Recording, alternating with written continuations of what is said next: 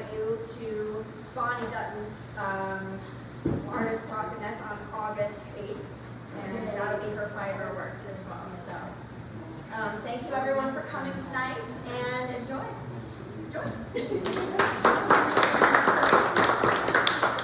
Well, thank you for being here, and excuse me if I look at my notes a little bit here, but so I want everybody to know, because it's really important to me, that I'm a Vermonter. I was born and raised here in Middlebury, and born into a very creative family. My dad was he was a classical musician and played his trumpet in the State Symphony, and taught in schools around here in Madison County, so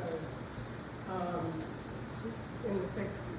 And my mom was, she was creative too. She was a cooker and writer of books. And she had fun telling people about that.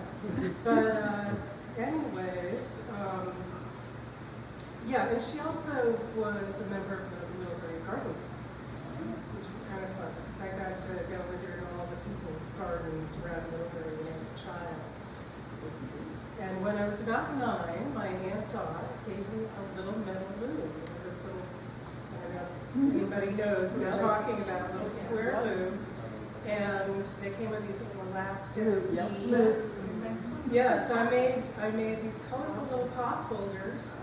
And then I went around the neighborhood, which was Route 7 for me, south of mile, or north of mile, from Middlebury. I went to my neighbors and sold them. So I guess that was the beginning of my craft marketing career. And by the way, my Aunt Dot just turned 101. All right. What do we know? Yay for Aunt Dot. So my mom and I moved to Burlington after my dad passed away unexpectedly in 1969, and then a couple of years later, a few years later, we moved to Burlington, and there at Burlington High School, I spent most of my time in the pottery studio throwing pots, and the other half of the time I was taking horticulture and forestry class in another school. And so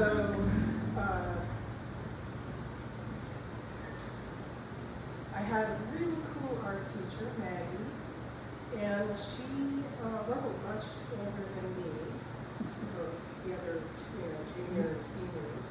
She had recently graduated, I think, from UVM, and she brought myself and 2 or 3 other students around out into the country to visit her potter friends' studios, and we went to 3, and the third one was the most pivotal for me.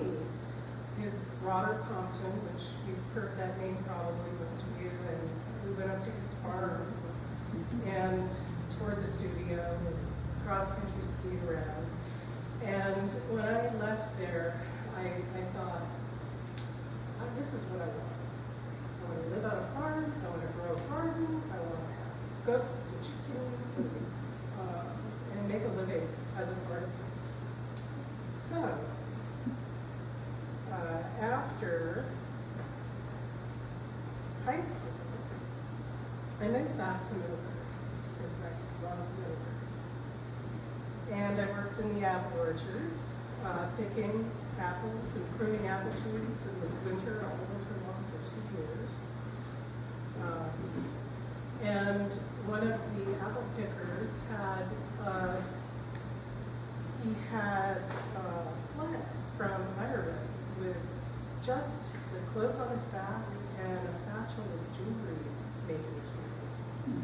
So he was very kind and taught me a few things, let me borrow his tools for a few weeks. Then I had to give them back. And I was kind of on the go by that point, and after I did put those skills to use later, and I'm using them now, but after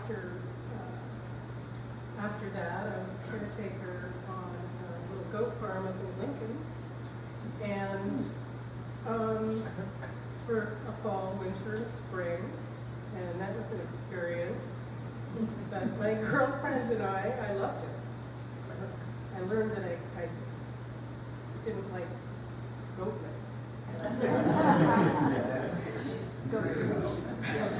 I tried to. My girlfriend and I took off cross country. We decided to split the East Coast and head west and go to Rainbow Gap. If anybody knows what that is, but okay. So yeah, and so there I met my next partner, who took me to Oregon, and we lived in a teepee for the winter in the northeast corner of Oregon. And there, I took his wood scraps. He was carving wood. He got into exotic. We started with firewood and got into exotic wood. And I saw those little scraps, and I thought they were too pretty to just throw away or burn or whatever. So I started making jewelry and combs and hair picks and crochet hooks. So he and I traveled around the country for a couple of years with our backpacks, hitchhiking and hiking. Right? Back in the days. And yeah, I was like 19, 20. And we did some craft shows selling our stuff. We ended up back in Vermont. And he was from California. We ended up in Vermont, and I took, I was really getting into making these little, using this exotic wood. I love finished product. It's so shiny and pretty and warm. And I joined the Artisan Hand in Montpelier, who lived up there, and I joined Frog Hollow in there. And they sold my work, and it was selling, but I hated the way my hands got after sanding and rasping. So I gave that up. And life happened, and things happened, and I ended up back on the West Coast. A few years later, and I was married to a carpenter writer for the better part of 20 years. We had a daughter and raised her on that idyllic dream of mine, a little mini farm, coastal mountains of Oregon. So while I was living in this little coastal community, a lot of artists and people around, and one of my friends gave me the opportunity to work for him, doing land working, which is all of this glass is Pyrex type glass. So porcelain is another word. So it's the hard glass. And I'm using a torch, and let's see, where's the picture? So I'm using the torch right here, and so I worked for her making the little raindrop earrings. You may have seen my raindrop earrings. Here they are. And she started this Oregon rain business. Well, after a while of working with her, for her, taking her work to galleries and shows for her, she was on to something else, completely different. Psychodrama. Psychodrama kids. Psychodrama. And anyways, Erica saw that I was really, really enamored with the glass, and she gave me the business. She said, "You're way more into this than I am." To have my business, so I paid her for the equipment. And one of the pieces of equipment, a friend who was helping her fabricated to hold the rods. So I hold most of my work, I work it in a torch using my hands, but the little raindrops go in kind of a lathe and turn, and I hold the torch to it, and then hold each one and stick it in vermiculite. Because it's small enough, it doesn't need to kill. So Dennis set me up up with the equipment. He was helping her make these little raindrops, and he didn't want to do it anymore. And so he didn't give me a whole lot of information. I would ask him, like, so how do you do this? I think to do that. And he would say, just play with gravity. And he, okay, turn it, try turning it this way or that way. And then the thing that really stuck in my mind that he told me was that I would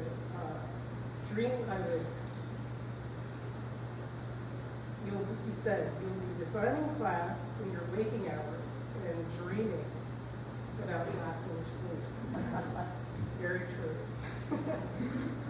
36 years later, I'm still dreaming up new designs, whatever I can think of. See if I can make like it. So I started with a glass glowing torch and a few hand tools. And here are some. This is actually one that Dennis made for me. So it has grooves in it, and so when the glass rod is molten, I can give it some grooves. I use it to make a jellyfish. I use it to make leaves. Sometimes I just use it to smush the glass down, but I have other tools that are similar, that do a similar thing. And these are graphite markers. So I can push the glass when it's molten into them. If I'm making beads, these things come in really handy. But I use these impressions for other applications too, like if I want to get the jellyfish all the same size, I might use this one. Just kind of gauge it, use it as a gauge. So the next piece of equipment I got was a kiln, a little kiln. And that really initially was just because some of the glass, we call it the restrike in the industry, and it reacts to heat and non-heat. So this little piece is all I have of this. You can see it's clear at the top, and then there's color. So when I put this in the kiln at 1,000 degrees or so, it will turn a deeper color. And you can see on the ends that they're different colors than what they started as. Reds and ambers are the ones that really are reactive. And then other glass, like this one, it's more amber. I don't know sometimes what they're going to do. But they can turn a totally different color and become a real surprise. So that's called reduction and oxidation. So reduction is when I get more gas, so turning the gas up and the oxygen to go down, and different colors react totally differently. And so this one is real finicky. And let's see, I made this starfish down in Pennsylvania. Like that is that glass. And if I give it too much heat, it'll bubble. Or if I give it too much gas, too much reduction, it gets a red streak in it. Kind of a rusty streak. And so I've got to have the heat and the oxygen and propane just right for this baby. This is my favorite.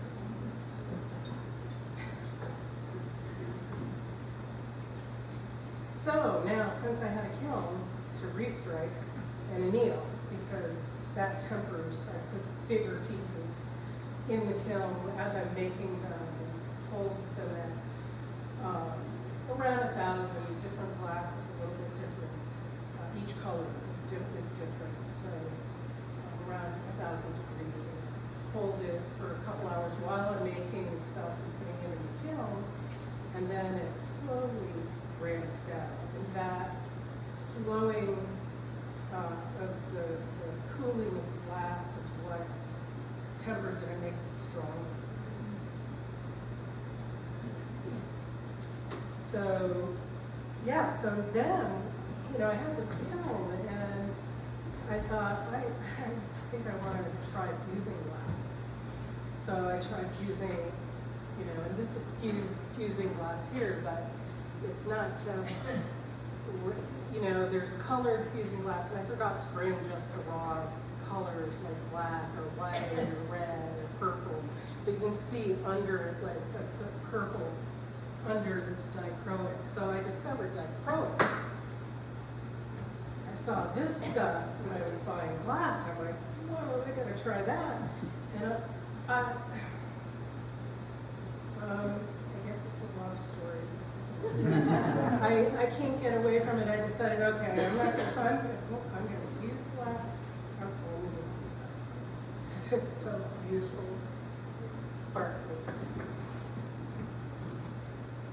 And so, let me tell you about the dichroic glass a little bit, if you want to know. It was invented by NASA for the space industry. And it's made up of oxides, several dozen microscopic layers of oxides that are deposited in a special chamber, like a big room, called a deposition chamber. And so it's just, imagine a mist, kind of, but I think it's so small that I don't think you can see it when it's happening. The room is totally closed. And I buy this glass from companies that have deposition chambers.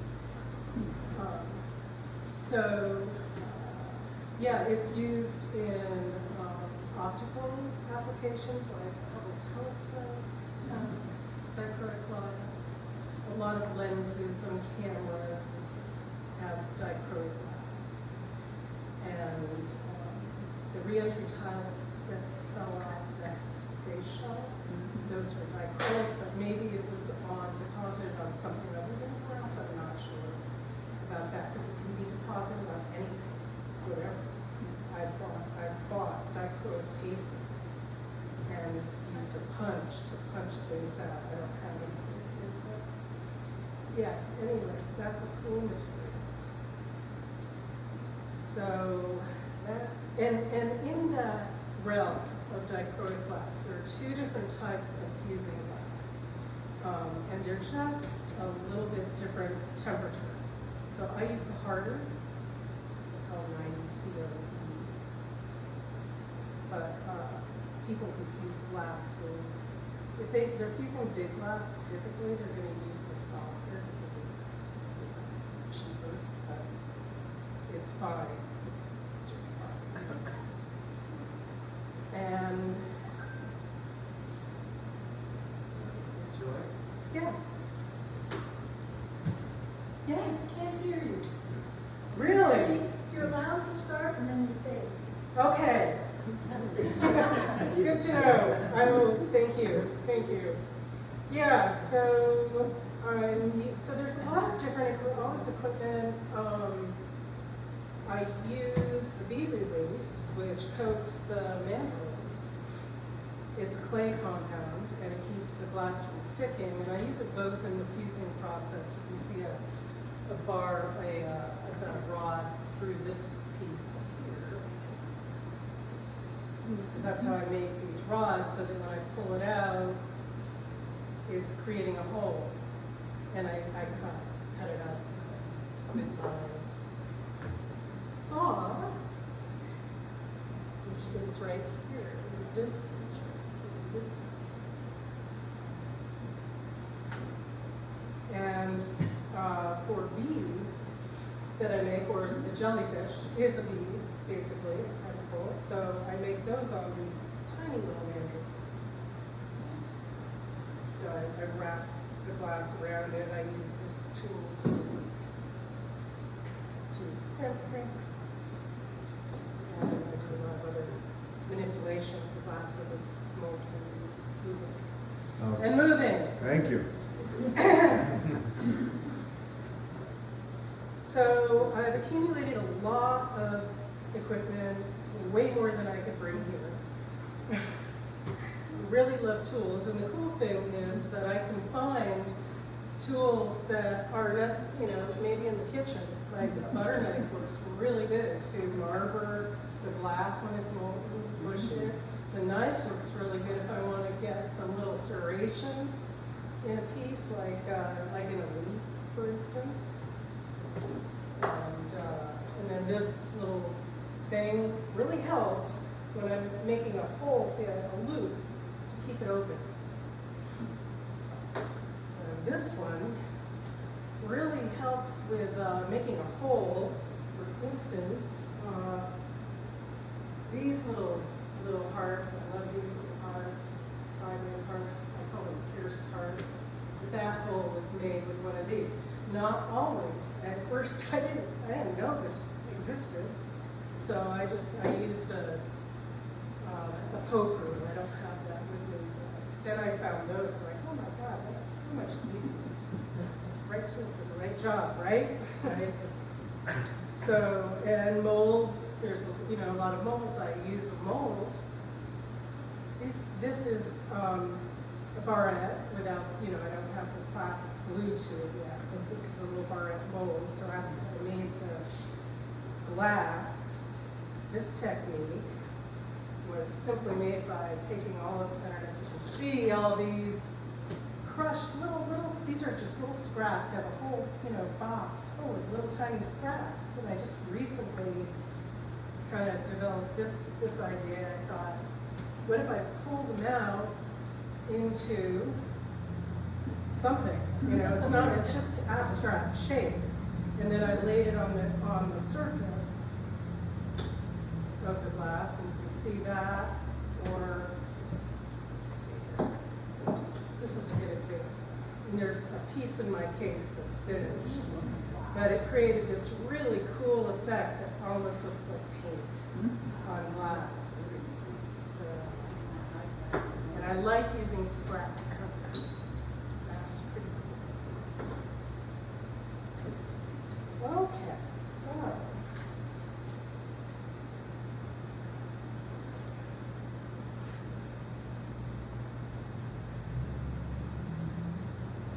Excuse me.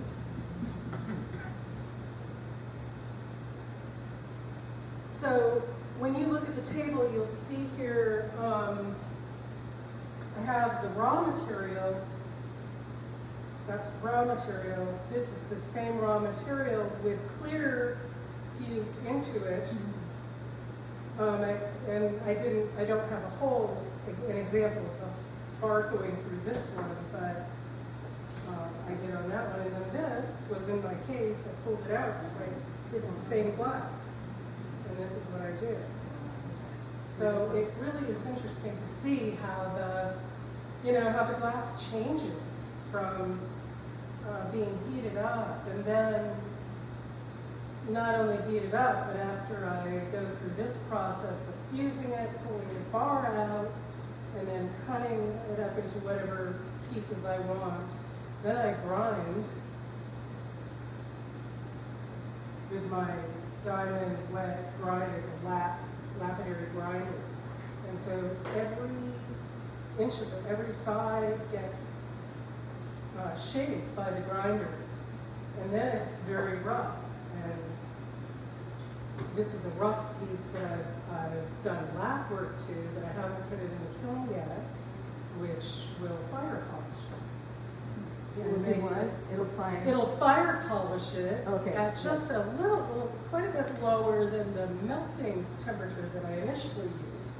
Just enough so it takes off the rough Edges. well, not the edges so much, but it shines it up. Okay? It polishes it. And this is the finished piece with this glass. Yeah, it really changes. And this is where an accident happened. And because the dichroic glass is very difficult to sometimes see which side the metal is coated on. So I guess I didn't see correctly, and it's on the outside on this one, which is cool. It's a happy accident.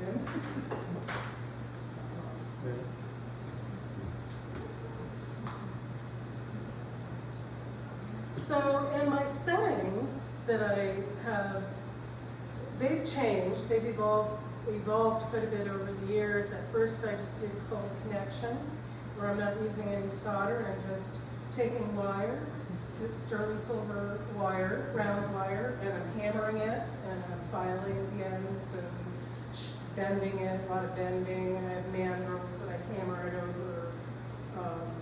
Sometimes, you know, like this piece was used the mandrel for. But I am now getting back to using some soldering techniques that actually Wenda Curtis, who's our member here, has encouraged me to start soldering. So I'm doing that. So, any questions yet about any of this? Because I'm going to move on to another part of my life. I guess I'm looking, do you blow glass at all? I've seen Yes. some hollow pieces that you Oh, well, the turtle is blown. It starts out, and I blew this, I rolled this, I closed it up first, rolled it in frit, which that's crushed glass, and this is all the same coefficiency. And what's the source then? In the torch. In the torch. Yeah, this is all lamp working, this porcelain glass. And then I closed it up and I rolled it in frit, and then I blew it out a little bit here.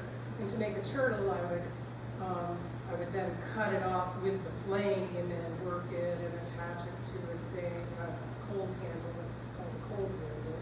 It would be a smaller piece of clear like this. And then I do a lot of other things like fuse fine silver onto it. A whole other technique. And then these guys that we're playing to, these are the ornaments that I made down in Pensacola. I began. So, and that is a good segue to my notes, on my notes. Because I've only been doing really sculptural work for about 15 years. And that started when I moved to Pensacola with my related husband, Eric. And I joined a wonderful gallery, a big farmer's market that grew from 12 to 200. And, I lived there for 12 years, and in that time, I was part of this wonderful artist community. It was very inspirational to be around artists. And so I started making these, and there's quite a tourist scene, and I was looking for something to make with all those beautiful little seashells that I would see on the beach. They're too tiny to do much with. You didn't have a lot of beautiful big shells on the beach there. And so I figured out how to create a blown ornament, and the trickiest part is after it cools a little and I put the sand and shells in to close it up. So that's very tricky. And I do have some, I don't always make it correctly, but most do. I'm pretty good now. But now, so that was Pensacola, that's where I developed this. And then when I went back to Oregon for a couple years, after Eric passed away, and after we were there about 12 years, and I moved back to Oregon to be with my daughter and grandson. And so I thought, actually, somebody gave me the idea, their idea, of putting little bits and pieces of, I was living in the high desert, so I put little pieces of moss and lichen and a little, I think that's a juniper berry, and some obsidian and some lava rock, because there's lots of lava rock there. So I did that there. That worked, but then I was given a suggestion also, why don't you put something I don't remember how it all came about, but anyways, these are the Vermont ornaments. These are called water whisperers, and they're little pebbles from the Mad River, and then a fishing fly. The Mad River over at Waitsfield. They're actually from my favorite swimming hole over there. And then fishing flies. And so a water whisperer is a nickname for the fly fishermen. And so they're very popular over at the Waitsfield Flowers. and really fun, you know. So down in Pensacola, the other thing that I developed, I not only started doing bigger sculpture, you know, sea life, turtles, and all of, you know, seahorses. I did a mermaid, I've done octopus, etc. I started playing with that sand. The sand on the northern Gulf Coast is made up of 99% quartz. And so it's not like the other white sand that's made up of shells. And I think it works a little better because of that to incorporate it into the molten glass. So when you come up here, you can see the Pensacola sand. I call it crystal sands. And so these are just my little raindrop earrings, but then I did beads too. We're going to leave that there. But anywho, a technique I've really never seen anybody else do it. I just thought I could do it, and I did, and it became a real big hit down there. And then, while I was in Florida, it was such a creative place. There's so many artists down there. It's incredible. It's such a beautiful place that I was asked by people to if I could incorporate remains, ashes, into glass, and so I developed a whole, you know, technique to do that. And I have them here. And there's a little postcard here you can take if you're interested. My website has a lot more examples because I don't have them. People have them, you know. But I did start with my brother Richard's ashes, and that's Richard in there. And he was a good businessman, jazz musician, but he's a tiny little guy. This is, by the way, I mean, like less than a teaspoon, like maybe a quarter of a teaspoon of ashes for something like this. I don't use very much. And, you know, I can tell you, go through the technique of how I do it if you want later, but it's not anything like working with sand. It's a totally different technique. And I really, you know, it's dear to my heart because I feel like, you know, it can help bring comfort to people. And that's really important, that I can do something, you know, other than just make people feel pretty with their pretty jewelry, which is good. That's good enough. You know, that was good enough for a long time. So, let's see. Can I ask a question, Joy? Yes. When I think of a kiln, I think of a pottery kiln, this great big thing. Is your kiln much smaller? Much smaller. Yeah, this is a photograph of one. Yeah, mine are like maybe 19 inches in diameter inside. Yeah. For the polishing, the heat polishing, other than the kiln, do you also use the propane torch, or is it just for more uniform? Two different types of glass we're talking about. So the fire polishing has to be done in a kiln. It's a soft glass.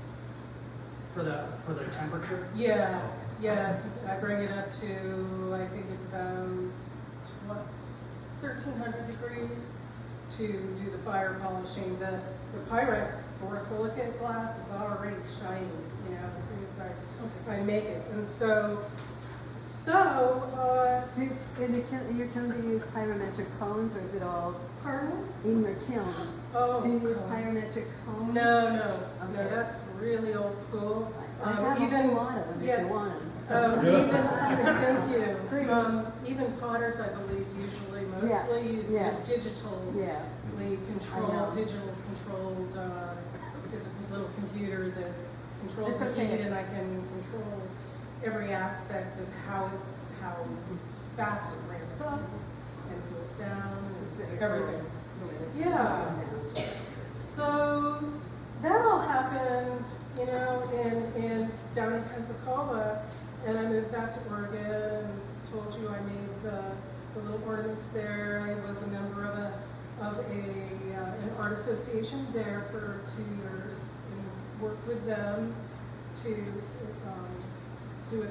They were trying to do to increase their art.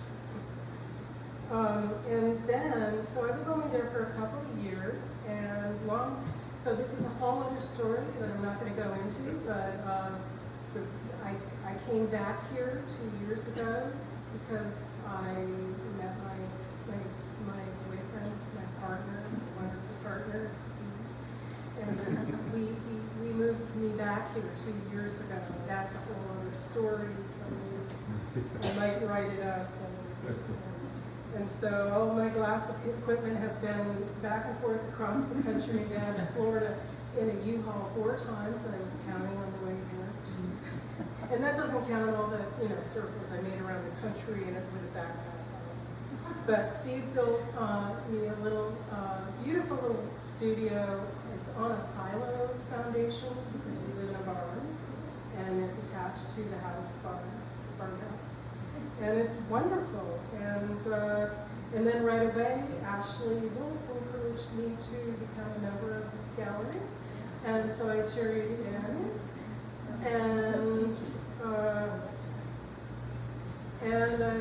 Now I'm surrounded again by wonderful creative artists, and being involved in this gallery is instrumental in my feeling grounded.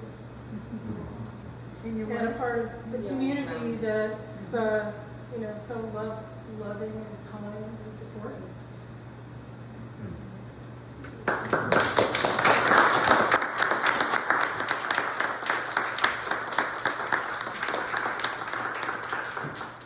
That was only 38 minutes. But I have lots of time for questions. Anybody, any other questions? I'm very fond of those, that red necklace and the one in front. Can you talk about those two? This one? No, wait. No. Oh, the heart? Yeah, tell me about Yeah, that's a good question because I actually made this. This is blown. It's hollow. It's a hollow heart. And I made it this winter. I thought, gee, I wonder if I can do that. And so it's blown out of a little bit smaller tube than this, like half the size. And I believe that I used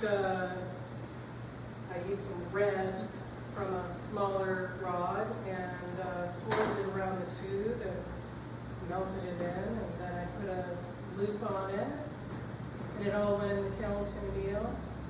Yeah. It's light, and it is, it's borosilicate glass, so it's pretty durable, but it is glass. And then the one in front. This one? Yeah. Okay, this one, yes, this was made on a mandrel. One of these, this size mandrel, I don't know, it's like a 1.5 or 2 millimeter, I think it's a 2 millimeter mandrel. And so what I did was I wrapped here we can see. I made a base bead, probably about almost as long as the fish is, and then I added more color because I wanted it to be these colors, and I may have used this tool, or I may have used some of my other mashers, and I mashed it so it would be somewhat flat. And then what did I do? I didn't put fins, I forgot to put fins on them. But I did, once I shaped it, you know, and I'm using these little pinchers a lot, these mashers a lot. Probably fall apart soon. And I'm shaping it with the mandrel too. I'm pushing that up into it to shape it. And then I added some little black dots. I thought that would be cool. And it looks totally different on the other side. But it's, Oh, nice. a lot of my work is like reversible.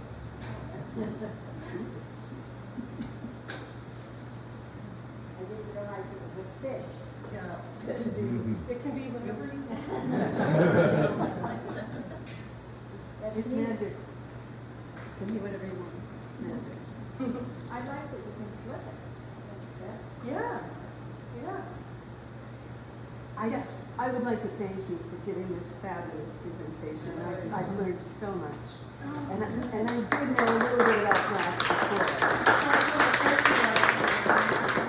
Have you ever been to Murano? I have not been to Oh, you Morocco. gotta go. Gotta go. I have not taken classes from anybody. It's I amazing. taught myself everything.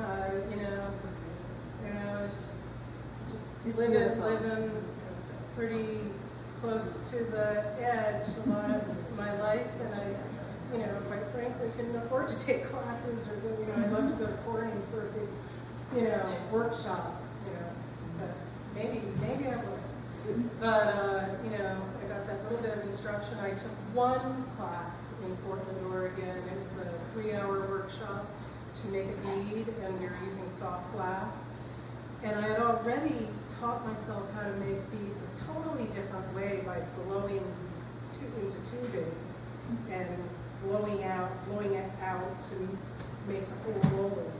I just kind of did it on my own, and so I learned how to use a mandrel and make a bead. So, but I never wanted to make beads a whole lot. Other people make beads. I wanted to do something that was different that you didn't see. It's beautiful. Thank you. Thank you.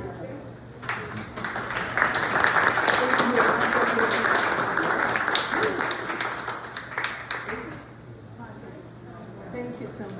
Yeah, you're welcome. I'll stay right here if anybody wants to, come up and ask more questions about stuff on the table.